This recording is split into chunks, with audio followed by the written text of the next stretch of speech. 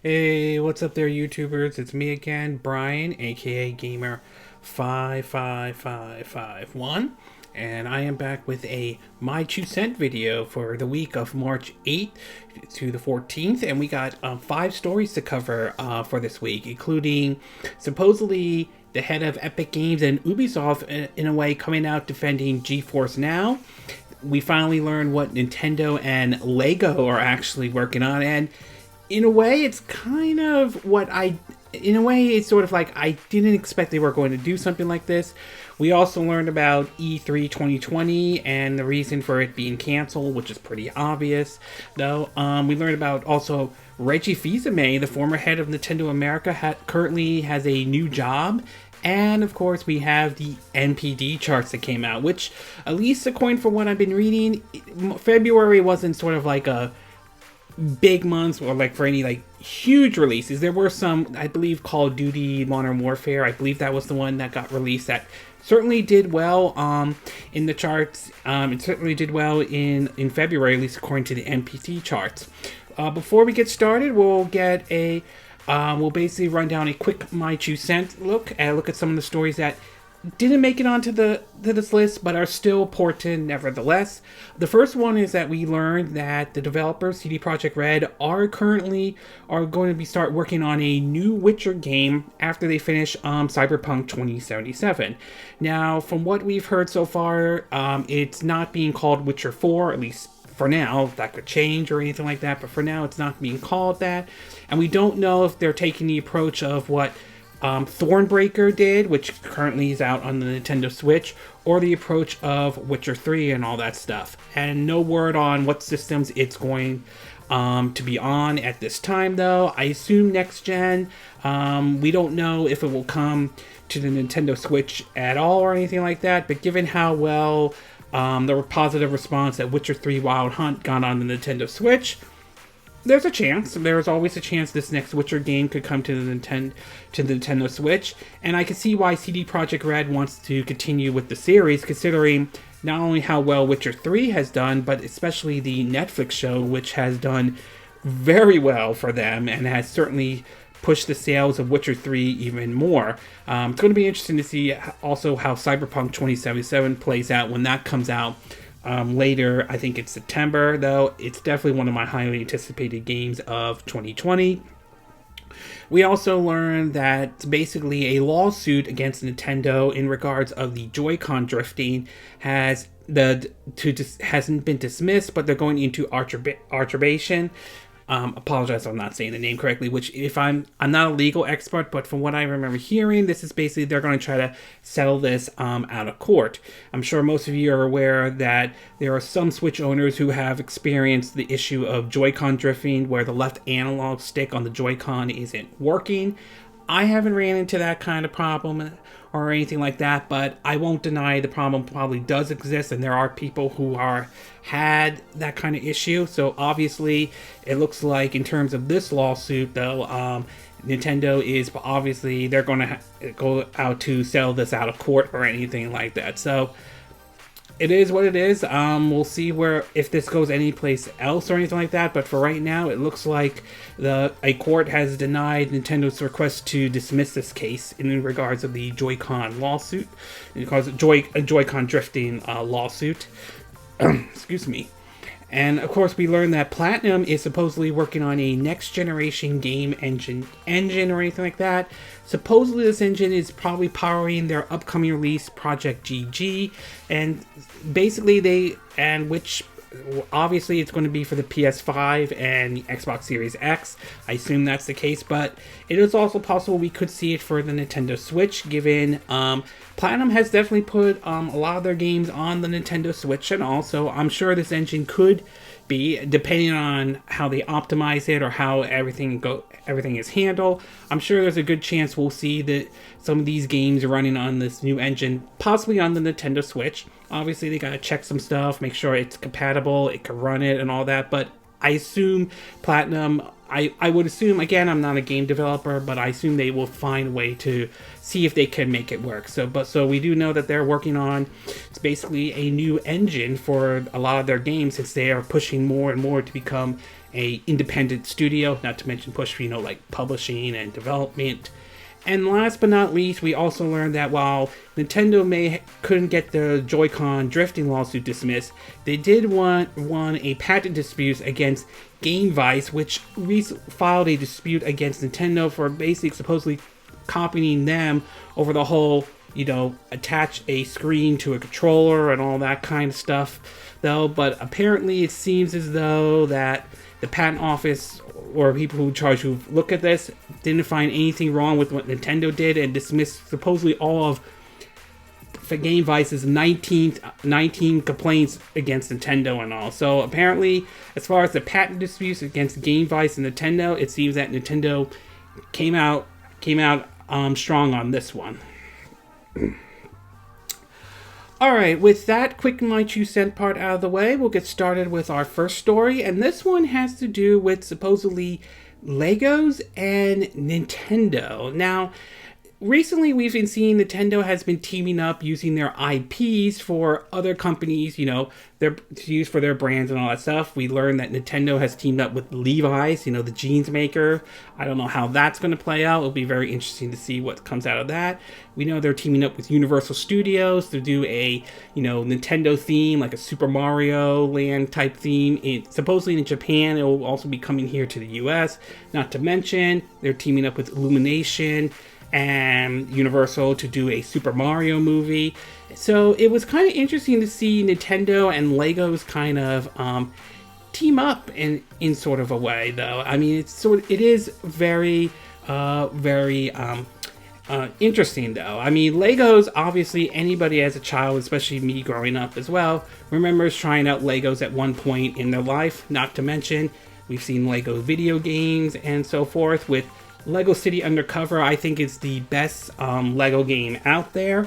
Lego video game out there, to be exact. So when we finally saw what Nintendo and Legos were teaming up, I would say based on the reveal trailer and what they showed, it's definitely not what I was expecting it to be, but at the same time, I am kind of curious what exactly Nintendo and Lego are thinking in terms of this, what they're working on.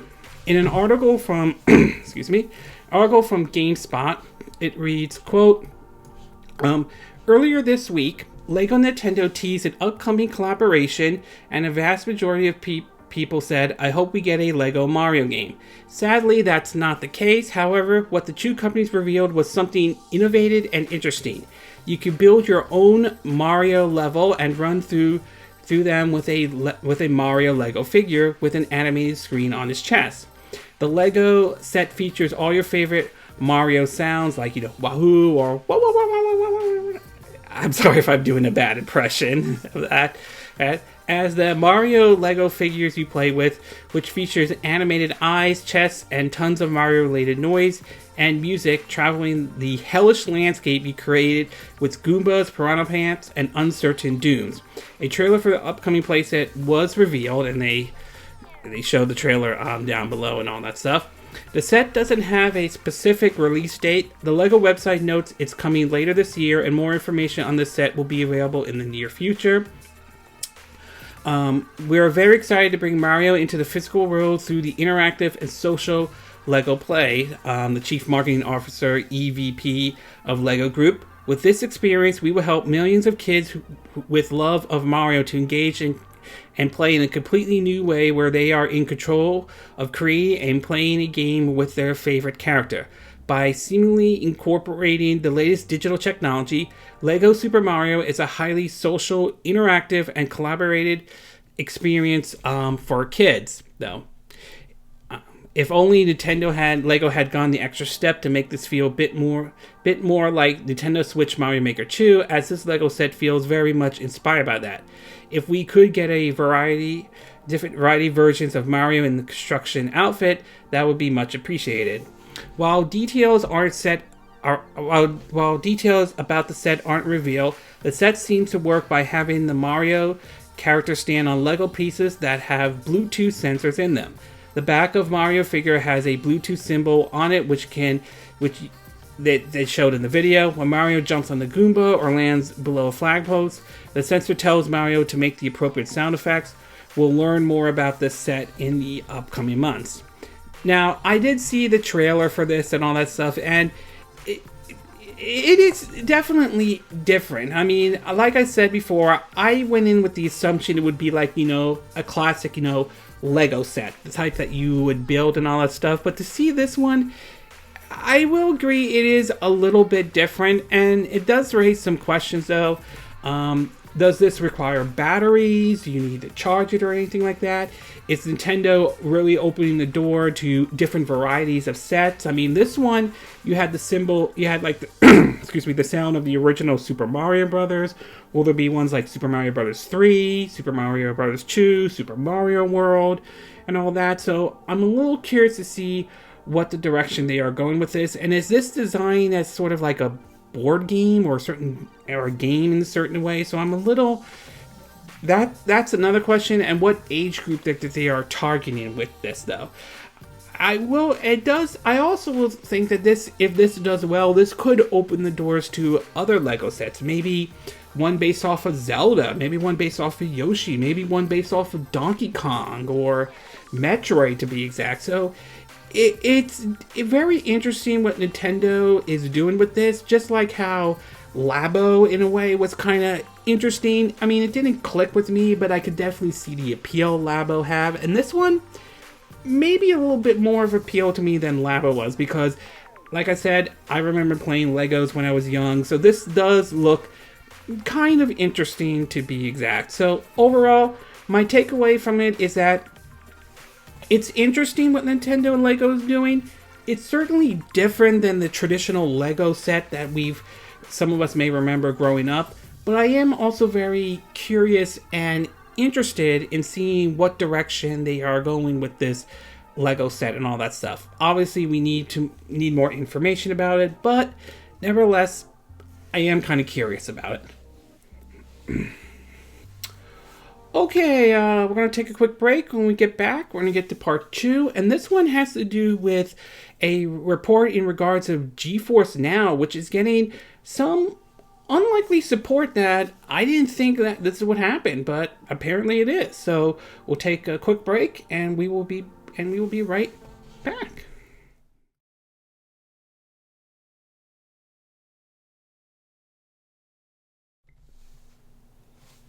Okay, and we are back with part 2 of our My 2 Cent video for this week, and for this one, we're going to be taking a look at a surprise support for NVIDIA's GeForce Now. Now, as some of you are aware of about the whole situation in regards to NVIDIA GeForce Now, it's the new game streaming service that NVIDIA has put out that it's available for your iMac, Android devices, PC, and your NVIDIA Shield. I think they point out what also I think laptops are compatible with it. But not everybody seems to have liked the service and everything like that. There are some companies like Activision, Blizzard has pulled their games off of the service, along with Bethesda, and just recently 2K as well. So, and even some indie developers have pulled it out. Some of the arguments have gone from basically they didn't ask permission. Some of it was a misunderstanding with the whole situation with Activision and Blizzard.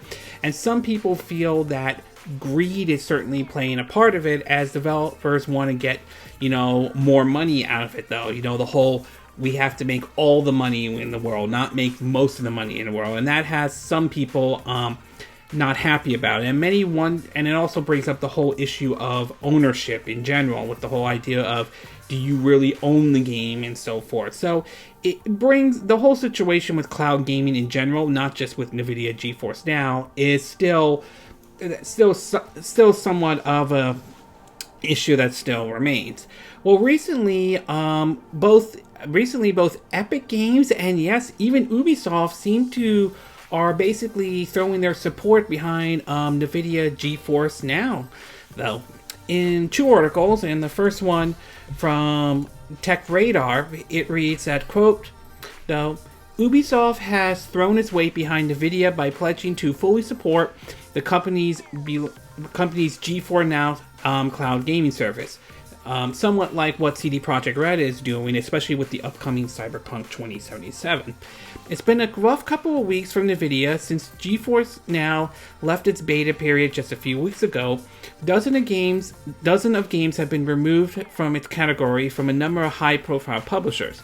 These include 2K, Activision Blizzard, and Bethesda, the latter of which just left one game, Wolfenstein Youngblood, available on the platform. This move, which Activision Blizzard brushed off as a misunderstanding, is believed to be done by the fact that there was no commercial agreement between NVIDIA and the publisher when GeForce Now exited its free cloud beta. The director of The Long Dark wrote last week that NVIDIA never asked permission to stream the game on its service. This person wrote, "Please take your complaints to them, not us. Developers should control where their games exist," he said, though.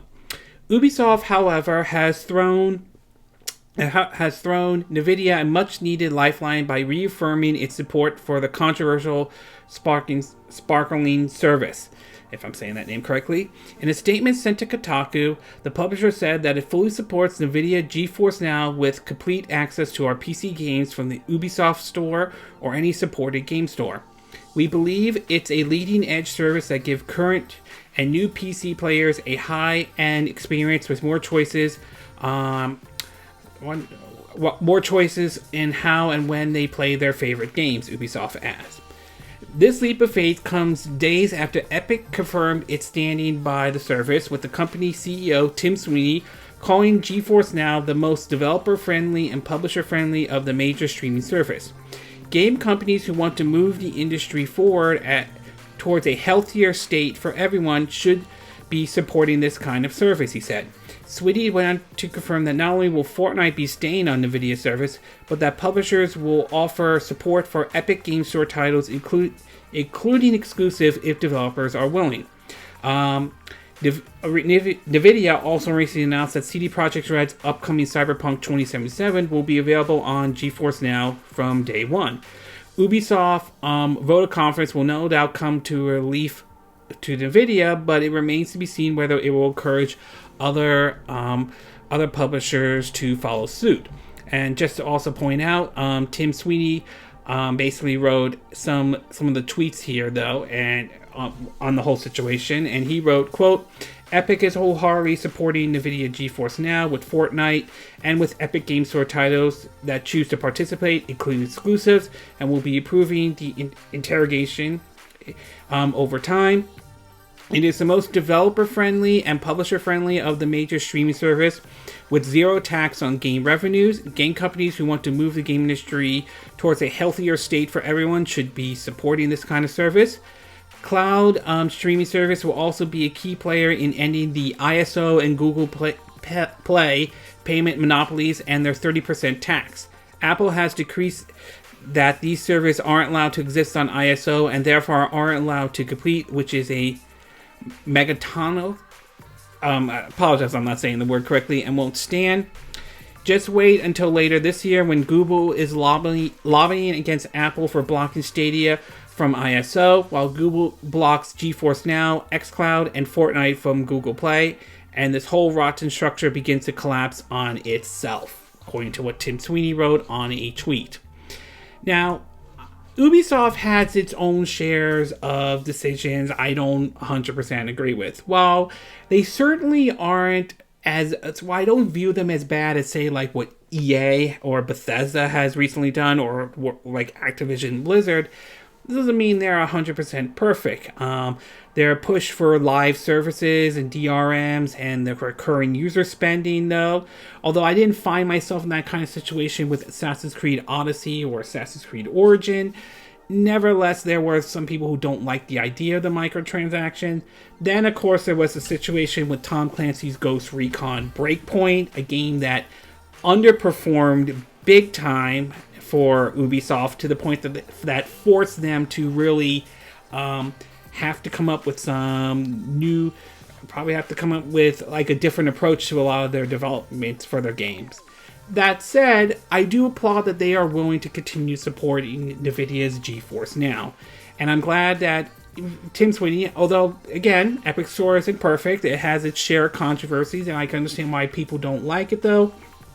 I do have to say that I do applaud him speaking out in favor of it as well. I do think what NVIDIA is doing with GeForce Now, I think is a really good approach to cloud gaming. It's basically, it's not doing what Google's trying to do with Stadia, which let's be honest, Google's not doing a great job with Stadia and all that stuff. It's instead treating it as, here's another option for, let's say you want to game on a, like the idea of gaming on a PC, but either have only a Mac like I do, or basically you are kind of sort of like, I have a hard time, not really a big fan of building a PC and all that stuff.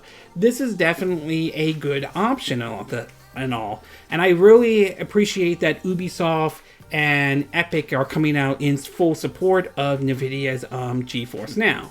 Now, does that mean that it eliminates any of the problems that GeForce Now is facing? Not necessarily. We don't know if Bethesda, Activision Blizzard, or 2K will change their tone and basically come back to putting their games on GeForce Now. Excuse me. And again, the whole issue of ownership and all that stuff isn't going away. That's still going to be there and so forth. And I think that's one of the big hurdles for the whole idea of game streaming and so forth. But it is encouraging to see that some developers out there and are willing to support GeForce Now and so forth. I really do enjoy NVIDIA GeForce Now, and I'm glad that there are some developers out there that are willing to throw their support behind it. So overall, again, Ubisoft has its share of problems. Epic certainly has their share of problems, make no mistake, but I'm glad that they are throwing their support behind GeForce Now. Okay, we're going to take a quick break. When we get back, we're going to get to part 3, and this one has to do with E3 2020, and it's being canceled this year for the obvious reason. So we'll take a quick break, and we will be right back.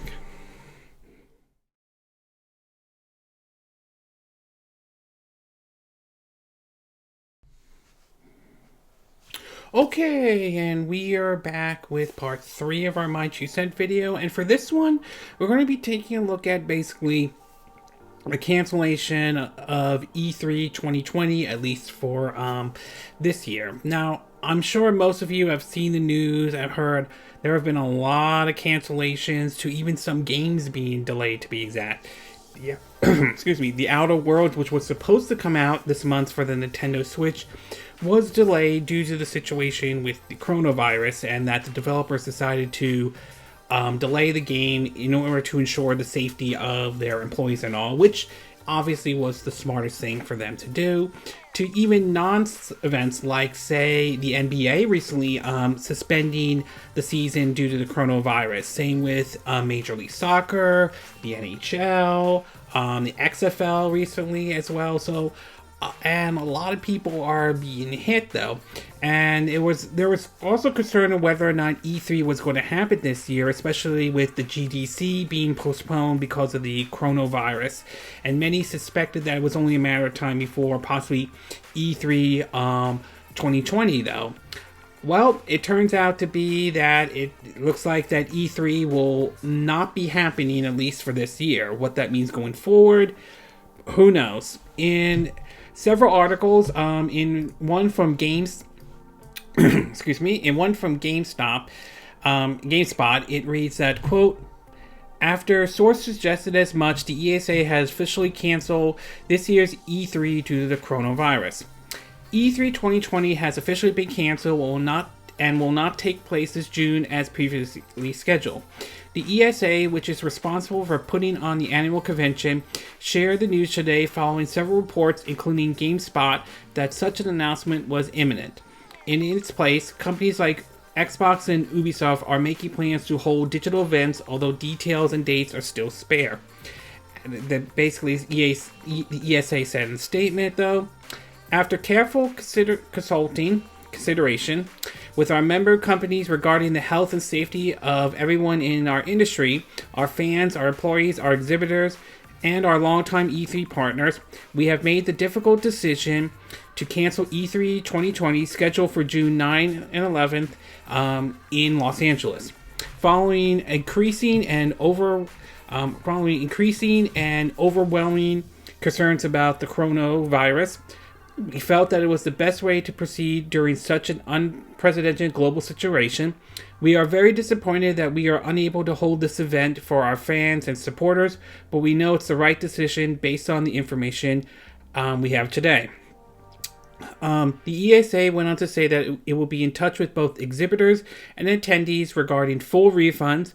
Additionally, it said it's exploring options with our members to coordinate an online experience to showcase industry announcements and news in June 2020. No further details have been shared on that front as of yet, but it did also confirm that plans for E3 2021 will move ahead as a reimagined event that brings fans, media, the industry together in a showcase that celebrates the global video game industry. Xbox, Ubisoft, and Limited Run Games have confirmed plans to either explore or host their own digital events. Limited Runs will still host a press conference on June 8 as previously scheduled, while Nintendo has responded but not confirmed any specific plans. As far as some of the response, Phil Spencer recently tweeted saying, quote, E3 has always been an important moment for Team Xbox. Given this decision, this year we're celebrating the next generation of gaming with the Xbox community, with all who love to play via Xbox digital event. Details on timing and more in the coming weeks. Others have chimed in as well. Ubisoft as well, saying, quote, the health and well-being of team, players, and partners is our top priority, so while we're disappointed, we fully support the ESA's decision to cancel E3 2020. E3 is and will continue to be a moment when we come together as a community and share our love of games. We are exploring other options for a digital experience that will allow us to share all the exciting news and have plans, so stay tuned for more. Devolve Digital came in and basically said they're saying that they're bummer about the cancellation, but still plan to hold a Devolve Digital live stream in 2020. Their tweet says, quote, this week of E3 has always been a big part of what we do and are generously bummed about the cancellation of the event itself. Lots to juggle, but right now we plan on having a live stream, Devolve Digital press conference, and possibly more. THQ Nordic, however, put out a tweet which, well, you could debate whether it's appropriate or not, but it basically shows the cast from the CW Flash, and it shows the person who plays the Flash with the word THQ Nordic, with the tombstone of Oliver Queen, which says E3 announcement, and they have the letter F on it. So whether you think that's appropriate or not, I'll leave that up to you. The indie scene, however, has a different response. Several indie developers have weighed in on this, saying, quote, while E3 is far less visited by indie developers than GDC is, especially so for international developers, that still means another opportunity to pitch, meetings, announcements, and opportunities gone. Whether this was good for E3 or nail in the coffin, we will see in a year. Some others have spoke by saying, quote, the impact of a year without GDC and E3 in terms of projects unsigned and deals undone is going to last for years. It's a largely invisible influence, but I don't know how many developers above a certain budget level that this hasn't had an effect. According to the article from PC Gaming, where I'm also reading this as well, they're saying, quote, the loss of E3 will inevitably be disruptive, but the extent of that disruption will depend in large part on how publishers are able to manage. Based on precisions, it may not be too much of an obstacle for big companies. Sony skipping last year's event to no appearance, ill effect, and wasn't going to show up this year, and Nintendo had relied on its Nintendo Direct presentation rather than conventional E3 press events for years. Interviews and hand-on demos will be missed, but that also presents an opportunity to spread the information out rather than firing it right into our veins like a blistering speedball of digital fury.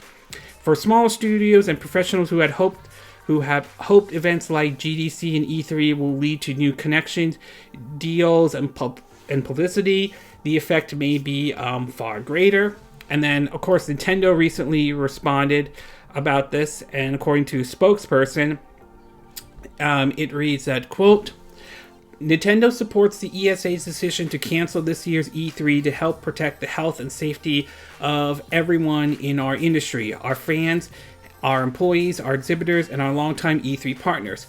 We would like to express our concerns and support for all those affected by the coronavirus outbreak during this challenging time. We will continue to be flexible and redirect our efforts to other ways of keeping our fans up to date about our activities and products. Because of the coronavirus outbreak, large industry events may be untenable for the foreseeable future, but we are considering various ways to engage with our fans, and we'll have more to share as the years to come. It's also worth pointing out there are reports coming out that an employee at Nintendo America may have been impacted by the coronavirus. As much as this is kind of a disappointment, though, I think to some degree this may be somewhat of a reality we may have to face to a certain degree. I mean, it sucks to see that E3 is being canceled this year, but I understand the reason why it's being canceled because of the whole coronavirus situation. That said, I do wonder if E3 still has a future or anything like that. I mean, even before the whole situation with the coronavirus, E3, many people have criticized that E3 is on its way out. Then you had the situation where some people's information was leaked courtesy of a mistake by the ESA to so forth. And this whole situation with the coronavirus certainly adds more to the problem. So it's very disappointing to hear E3 being canceled, but it's an understandable reason, though. And I do wonder if a lot of these big companies are going to take a page out of what Nintendo is doing lately and do their own version of a digital presentation or a direct and all that stuff. And if they start doing that, then we could be seeing a situation where E3 just may be on its way out. And like that tweet from THQ Nordic, which, again, poor taste or not, we could be seeing this could be the end of E3. Now, it's possible that E3 could be revived, it could bounce back and all that stuff, but I wouldn't be surprised if this is it for E3 or not. So overall, very disappointing to hear E3 get canceled this year, but for obvious reasons, we know why it's being canceled this year. Okay, we're going to take a quick break. When we get back, we're going to get to part 4, and this one has to do with Reggie fils-aime, the former head of Nintendo America, apparently has a new job. So we'll take a quick break, and we will be right back.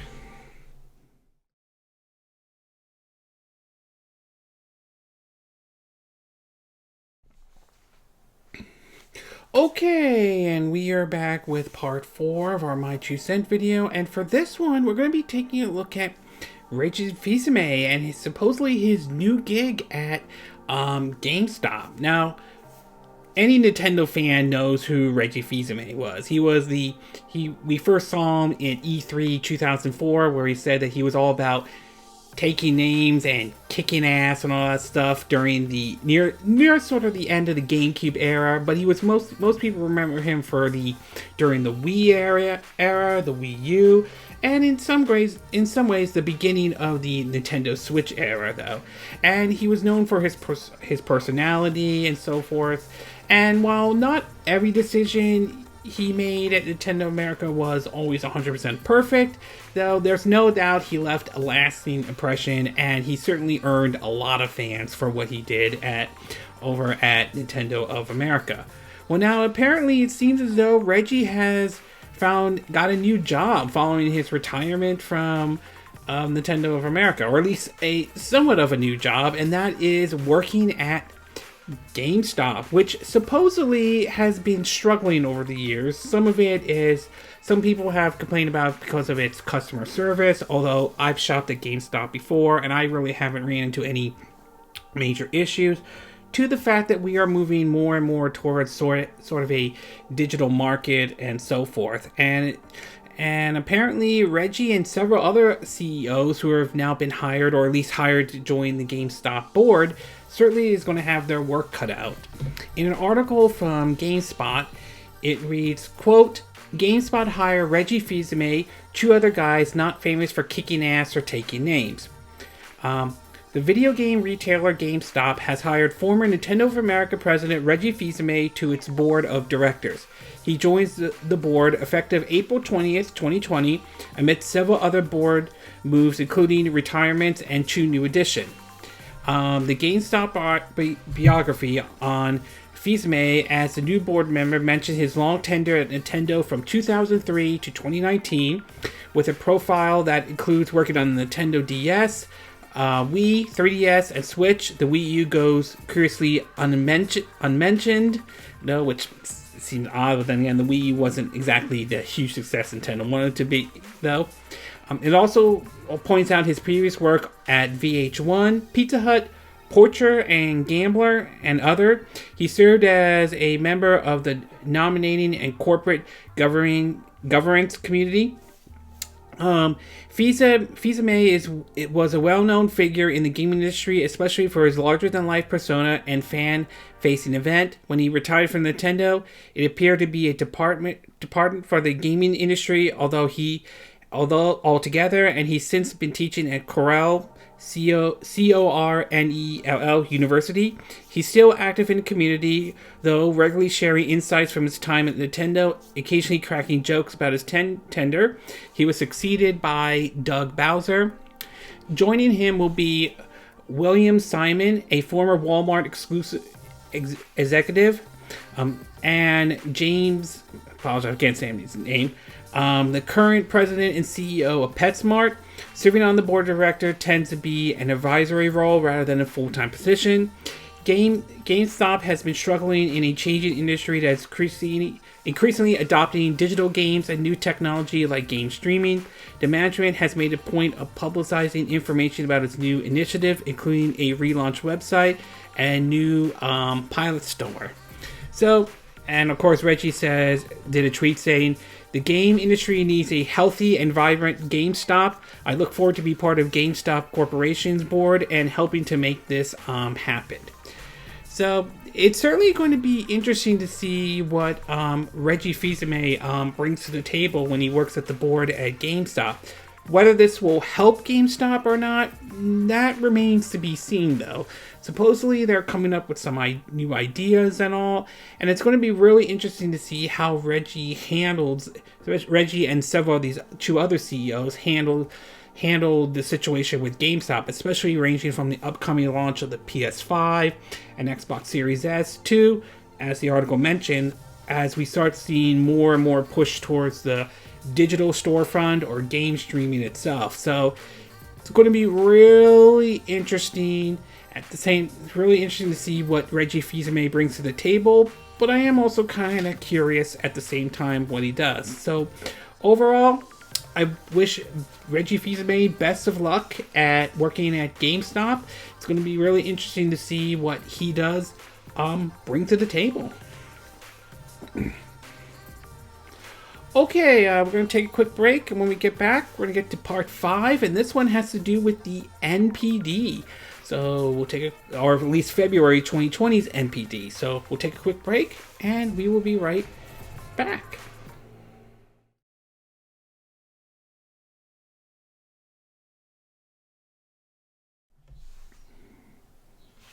Okay, and we are back with our 5th and final part of our My 2 Cent video for this week. And for this one, we're going to be taking a look at the NPD charts. So, as some of you are aware, February's NPD just came out, and while it doesn't seem like there were any big announcements, it looks like it was pretty obviously that the clear winner of this one was Call of Duty Modern Warfare 2019, a remake of the 2007 Call of Duty game, though. And, well, other than that, though, it does seem like that the list there wasn't really much change from what, at least the way I see it, though. There wasn't really a huge announcements and all that stuff. So according to Adventure Beats, including the article, it reads that, quote, consumer spending on video games and related products in the United States continued continue to decline according to industry tracking firm the NPD Group. From February 2020, NPD report released today, total industry spending on hardware on new full games and accessories dropped significantly. It was a slow month for new releases, and gaming fans are less likely to spend big on new hardware, with PS5 and Xbox Series X coming this holidays, which kind of makes a lot of sense to a certain degree. February 2020 track spending across video game hardware, software, and accessories and game cards total $755 million, declining 29% when compared to a year ago, according to the NPD analysis. Late cycle hardware dynamic for PS4 and Xbox One, as well as a light new release software states drove the VARIANCE. So February 2019 saw major new releases like Anthem, Far Cry New Dawn, and Metro Exodus, and Jump Force. February 2020 had nothing. Top best-selling games of the month included 0 new releases. They point out that sales are also down for the year through the first 2 months. Year-to-date 2020 tracking spending, video game hardware, software, accessories, and game cards total to $1.4 billion. That fell 28% when compared to a year ago. So obviously wasn't really a whole lot of new releases for February though. So nothing really big on that one. And obviously it makes sense that a lot of people are gearing up for the release of, the PS5 and the Xbox Series X.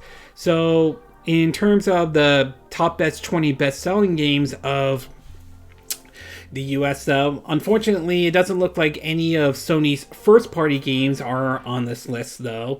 So, unfortunately there. But it looks like Activision should be kind of happy with the fact that Call of Duty Modern Warfare 2019 has certainly made it to as the #1 best-selling game for February 2020, though. So that certainly has to make them happy. Grand Theft Auto 5 is at number 3. That game's still going strong in there. Dragon Ball Z Kakarot is still doing well at number 4, and Tom Clancy's Division at number 5. In terms of Nintendo releases, Mario Kart 8 is at number 6, Super Smash Bros. Ultimate at number 9, Luigi's Mansion 3 at number 12, Legend of Zelda Breath of the Wild at number 14, Pokemon Sword at number 15. No, for some reason, no Pokemon Shield in there. And New Super Mario Bros. U Deluxe is at number 20. So Nintendo certainly has a couple of games on there that seems to be doing very well for them. In terms of basically the top 10 best games so far this year, Dragon Ball Z Kakarot is at number 1, Call of Duty Modern Warfare 2019 at number 2, NBA 2K20 at number 3, Grand Theft Auto 5 at number 4, Madden NFL 20 at number 5, Star Wars Jedi Fallen Order at number 6, Mario Kart 8 at number 7, Super Smash Bros. Ultimate at number 8, Ring Fit Adventure at number 9, and Minecraft at number 10. It's worth pointing out Ring Fit Adventure is also at number 7 for the best-selling games of February 2020. In terms of the top 10 games for the last 12 months, Call of Duty Modern Warfare 2019 at number 1, NBA 2K20 at number 2, Madden NFL 20 at number 3, Borderlands 3 at number 4, Mortal Kombat 11 at number 5, Star Wars Jedi Fallen Order at number 6, Tom Clancy's The Division 2 at number 7, Grand Theft Auto 5 at number 8, Super Smash Bros. Ultimate at number 9, and Mario Kart 8 at number 10. As far as Xbox One games go, unfortunately, no first-party games other than just no first-party games as far as the Xbox One games go. Only third parties, with Call of Duty Modern Warfare at the number one in terms of top best Xbox One games in February 2020. On the PS4 side, The only first-party game for Sony that made it onto the top 10 PS4 games of February 2020 was their release of Dreams. Other than that, though, the list is pretty much all third parties, though, with Call of Duty Modern Warfare at 2019 at number 1. So, obviously, good for Sony that Dreams made it onto the list, but obviously, that was their only first-party game, though. As far as Nintendo goes, all of it is first-party games, to be exact. Basically, we have here is Mario Kart 8 at number 1, Ring Fit Adventure at number 2, Super Smash Bros. Ultimate at number 3, Luigi's Mansion 3 at number 4, Legend of Zelda Breath of the Wild at number 5, Pokemon Sword at number 6, New Super Mario Bros. U Deluxe at number 7, Just Dance at 2020 at number 8, Super Mario Party at number 9, and Pokemon Shield at number 10. It's kind of interesting that Sword was the top best-selling game in one of the top 20 best-selling games in February, but not Shield. That's kind of interesting. So it certainly is interesting to see that what we got off from this list is that Pokemon Sword seems to be doing better than Pokemon Shield in a way. New Super Mario Bros. U, Luigi's Mansion 3, Breath of the Wild, and basically Mario Kart 8 and Super Smash Bros. Still are doing very well on this list, though. Grand Theft Auto 5 obviously continues to do well. I have a feeling Grand Theft Auto 5 is turning into pretty much the next Skyrim at this point. And of course, obviously Activision Blizzard, whether you love them or hate them, gotta be happy with Call of Duty Modern Warfare 2019. That made it number 1 not only on the best-selling game for February, though, but also the best-selling game in February 2020 for the PS4 and the Xbox One. What's going to be really interesting is when the next NPD charts for March and maybe going forward. And I think the thing about this one is going to be, and I know you've probably heard it so many times and so forth, but because of the whole situation in regards to the coronavirus, it's going to be really interesting to see what the NPD charts for March and especially going forward throughout this year to see what kind of impact this will have in terms of the sales and all that stuff. I mean, we know a lot of industries are being hit because of the coronavirus, and I'm very curious to see what the NPD shows and see what kind of impact this will have in terms of the best-selling games and so forth. So it's going to be really interesting. So overall, it's not surprising that we're seeing some decline. Obviously, some of it is because a lot of people were gearing up for the PS5 and Xbox One Series X. And Call of Duty Modern Warfare 2019 was probably only one big release on here. So obviously that one is doing very well. And the rest of the list is just, your usual players, Grand Theft Auto 5 and so forth. It's going to be interesting to see next month's NPD. And like I said before, excuse me, with the whole coronavirus situation, it's going to be interesting to see what kind of impact this will have on the NPD charts, to be exact.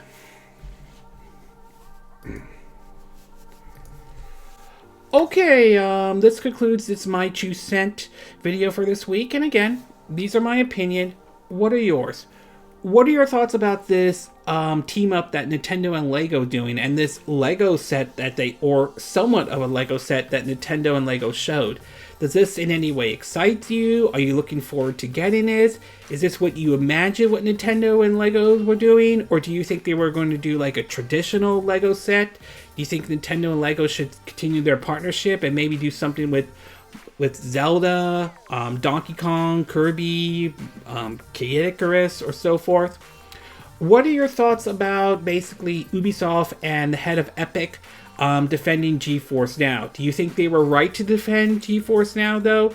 Do you think that publishers do have a right to pull their games from that service, or do you think this also still continues to raise the concern of the whole ownership issue? What are your thoughts about E3 being canceled this year? Do you think it was the right decision to cancel E3? Do you think E3 has a future going forward? Do you think E3 is dead for good, or do you think there is a way E3 could survive going forward into the foreseeable future? what are your thoughts about Reggie fils-aime now working, or at least currently working right now at Gamestop? Do you think this is a very good thing? Do you think he'll bring something different or unique to GameStop? Do you think this will help GameStop, which is supposedly has been on the decline over the last couple of years? And what about the NPD charts? Were you surprised that Call of Duty Modern Warfare 2019 made it to the #1 best-selling game this year? Are you completely shocked Grand Theft Auto 5 is still on that list, even though that game has been out years ago? And do you think the situation with the coronavirus is going to have an impact and say like March's NPD charts or the NPD charts going forward in any way? Do you agree with what I said in this video? Do you disagree? Do you have a difference of opinion?